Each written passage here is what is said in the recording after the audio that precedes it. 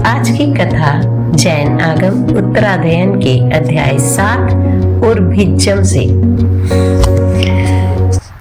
एक सेठ था, उसके पास एक गाय का बछड़ा और एक मेढ़ा था। वह मेढ़े को खूब खिलाता पिलाता, उसे प्रतिदिन स्नान कराता, शरीर पर हल्दी का लेप लगाता, उसकी बहुत केयर करता था। सेठ के बेटे भी उस मेढ़े के साथ खूब खेलते थे। कुछ ही दिनों में वह मेढ़ा एकदम मोटा ताजा हो गया और बछड़ा रोज ये सब देखता था और मन ही मन सोचता कि मेढ़े का इतना केयर क्यों हो रहा है। सेठ का हम पर तो इतना प्यार नहीं है। मेढ़े को खाने के लिए जो देता है और हमें जो देता है उसमें इतना अंतर क्यों? मुझे सूखी घास खाने को देता है और मेढ़े को खाने के लिए जौ देता है। इन विचारों से उसका मन दुखी हो गया। उसने अपनी मम्मा का दूध पीना छोड़ दिया, स्तनपान करना छोड़ दिया। उसकी माँ ने जब उसका कारण पूछा तो उसने कहा, माँ, यह मेढ़ा पुत्र की तरह लालित पालित होता है। इसे बढ़िया बढ़िया खाने को मिलता है, विशेष अलंकारों से इसे अलंकृत किया जाता है। और एक मैं हूं, भाग्य देखो मेरा कि कोई मेरी परवाह नहीं करता। सूखी घास चरता हूं और वह भी पेट भर नहीं मिलती, समय पर पानी भी नहीं मिलता, कोई मेरा लालन पालन नहीं करता। ऐसा क्यों है माँ?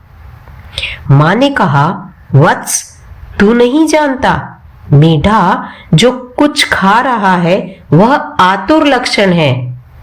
आतुर लक्षण ये क्या होता है माँ?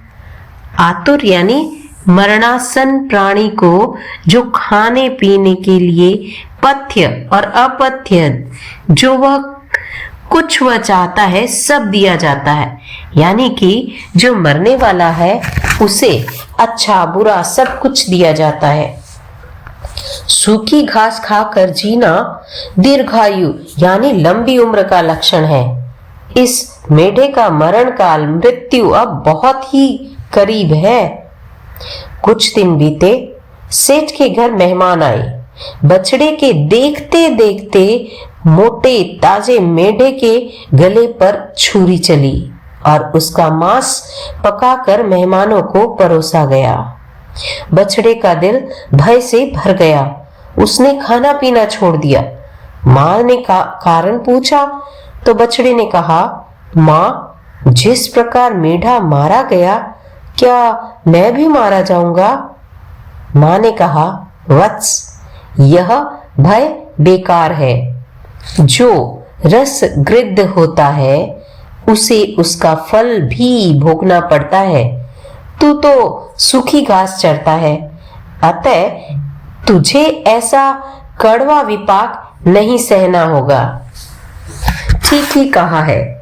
सामान्य का आधार अनासक्ति है। जो विषय वासना में आसक्त होता है वह कभी दुखों से मुक्त हो ही नहीं सकता।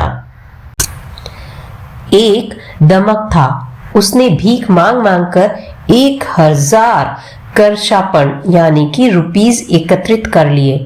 एक बार वह उन्हें साथ ले एक सार्थवा के साथ अपने घर की ओर चला।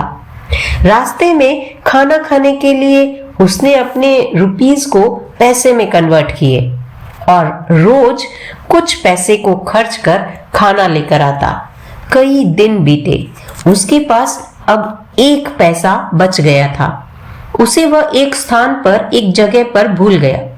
कुछ दूर जाने पर उसे वो पैसा याद आया और अपने पास के जो रुपए थे उसकी पर्स को उसने एक स्थान पर एक जगह पर पेड़ के नीचे गाड़ दिया और वो जो एक करेंसी जो 1 पैसा उसका बचा हुआ था जहां वो भूल गया था वहां उसे लेने के लिए दौड़ा।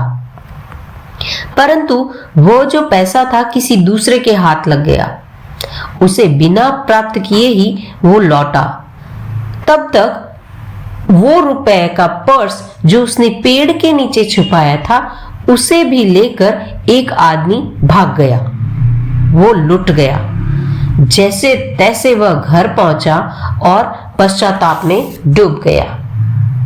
ऐसा कई बार हमारे साथ भी होता है कि हम थोड़े से फायदे के लिए अपना बहुत बड़ा नुकसान कर लेते हैं, और जो ऐसा करता है वो बाद में बहुत बहुत पछताता है ना।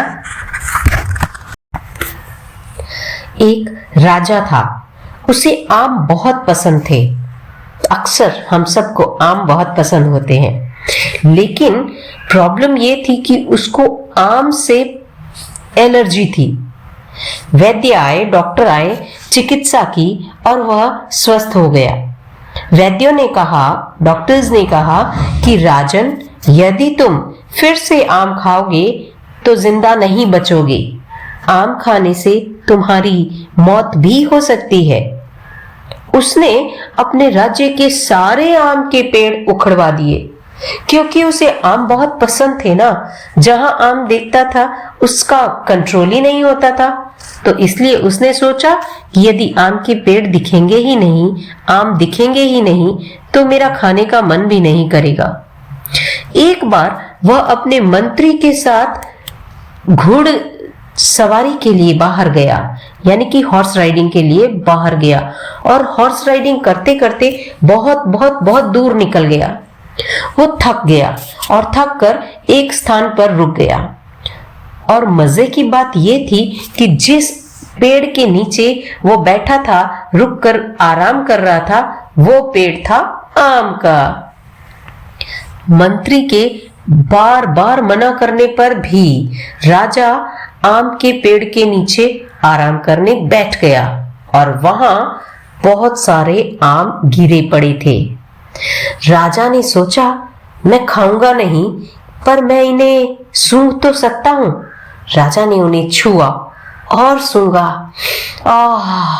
सूंघने से उसके अंदर सलाइवा, जबरदस्त सलाइवा होने लगा और उसको खाने की इच्छा होने लगी। मंत्री ने फिर मना किया और उसे बताया कि उसे डॉक्टर ने मना किया है, आम खाने से उसकी मृत्यु भी हो सकती है। परंतु उस वक्त वो अपने इंद्रियों पर, अपने टेस्ट पर कंट्रोल नहीं कर सका और उसने पेट भरकर आम खा लिए, और नतीजा यह हुआ कि उसकी तत्काल मृत्यु हो गई। इस तरह यदि हम अपनी इंद्रियों को संयम में नहीं रखते, हम डिसिप्लिन्ड लाइफ नहीं जीते, कंट्रोल में नहीं रखते अपनी सेंसेस को, तो ये हमारे लिए बहुत बहुत हार्मफुल हो सकता है ना, इस राजा की तरह। इसीलिए तो कहा गया है कि मनुष्य काम भोगों में आसक्त हो, थोड़े से सुखों के लिए मनुष्य जन्म गंवा देता है, वह शाश्वत सुखों को हार जाता है। देवताओं के काम भोगों के समक्ष मनुष्य के काम भोग तुच्छ और अल्पकालीन है, लेकिन मनुष्य को तो ये याद ही नहीं रहते, है ना। आज की 3 कहानियों से हमने सीखा, पहले कहानी में गाय के बछड़े की तरह सुखी घास यानी कि अनासक्ति से रहकर हम अपने जीवन को सुखी बना सकते हैं। दूसरी कहानी से हमने सीखा कि थोड़े से फायदे के लिए हमें ज्यादा का नुकसान नहीं करना चाहिए, जैसे 1 पैसे को बचाने या पाने के लिए उसे 1000 रुपयों का नुकसान करना पड़ा। और तीसरा कि इंद्रिय संयम हमारे स्वास्थ्य के लिए बहुत जरूरी है, जैसे राजा अपनी इंद्रियों का संयम खोकर आम खाकर अपने डॉक्टर की सलाह को भूलकर मृत्यु को प्राप्त हुआ।